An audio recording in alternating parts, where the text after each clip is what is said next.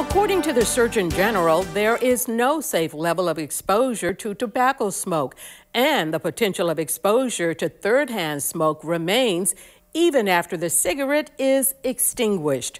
Claudio Solis-Acala explains. What do you know about third-hand smoke?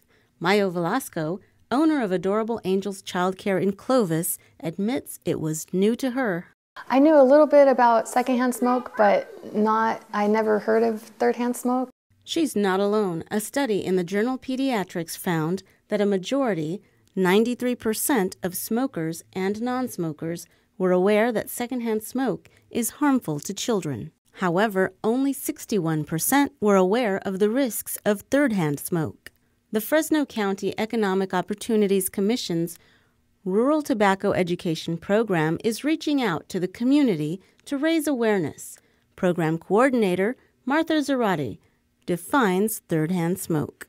Third-hand smoke, which is, studies just came out, third-hand smoke, which is a term used for the toxics that are on smokers' hair, their clothes, and also if they smoke inside their home or car, or the same toxics from secondhand smoke, but they are stuck to the furniture, the walls, the blinds, carpets, and like for example daycares, it would be on their toys, and so children would put those toys in their mouth, so then they will be more exposed to that third-hand smoke. But basically, third-hand smoke is the same, as harmful as secondhand smoke, and it's the residue from secondhand smoke. Among the substances in cigarette smoke are hydrogen cyanide, used in chemical weapons, butane, which is used in lighter fluid, toluene, found in paint thinners, arsenic, lead, and carbon monoxide. 11 of the compounds are known to cause cancer. Wherever the secondhand smoke goes, the third-hand smoke, you will find third-hand smoke there. For example, like I say, if the smoker, after he goes outside to smoke, he comes back in. I don't know if you ever smelled someone that just came back from smoking a cigarette. It's on their clothes, their hair, everything, their skin. The Rural Tobacco Education Program gets the word out about the harmful effects of third-hand smoke through visits to multi-unit housing, swap meets, farmers markets, and licensed child care home centers like Adorable Angels Childcare. All of the services and information are free. They offered to do a presentation for me and for the parents of the children that I watch. And they also, after the presentation, they offered to set me up with a tobacco-free policy. From the presentation, I learned a lot more about secondhand and third-hand smoke, which is very interesting. Child care owners sign a tobacco-free site policy and are given signage to inform visitors of the no smoking policy.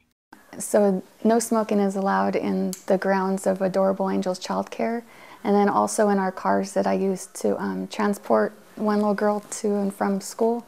No smoking is allowed. Children are especially susceptible to third-hand smoke exposure because they breathe near, touch, crawl, and play on surfaces that can be contaminated.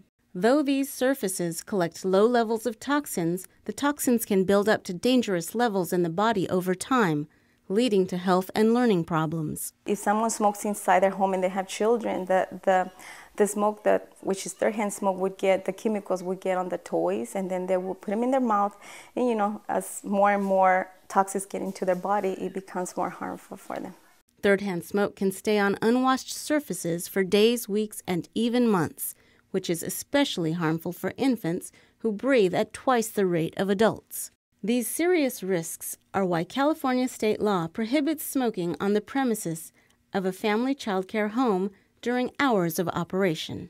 But with third-hand smoke, if we have a family member who smokes after the children are gone, third-hand smoke would still be around when the children come back in the morning. So opening a window, smoking outside, or smoking with no one around doesn't necessarily protect your child or the children around you from the effects of tobacco smoke. Once a person smokes a cigarette, then that same effect can go in the secondhand and third-hand smoke, and it can go on to the children. And I feel that it's my job, my duty to protect the health of the children. I'm Claudia Solis-Alcala for 0 to 5 in 30 minutes. Thanks, Claudia. In order to prevent the risk of exposure, it is important for parents to be aware and educated about third-hand smoke. If you are a parent who smokes and wants information on how to quit, call 1-800-NO-BUTS or contact the Rural Tobacco Education Program at 559-263-1265. We'll have that information and more on the 0 to 5 in 30 Minutes website. This program funded in part by First 5 Fresno County. At First 5, we focus on the first 5 years of life. We fund programs and services that better the lives of children in Fresno County.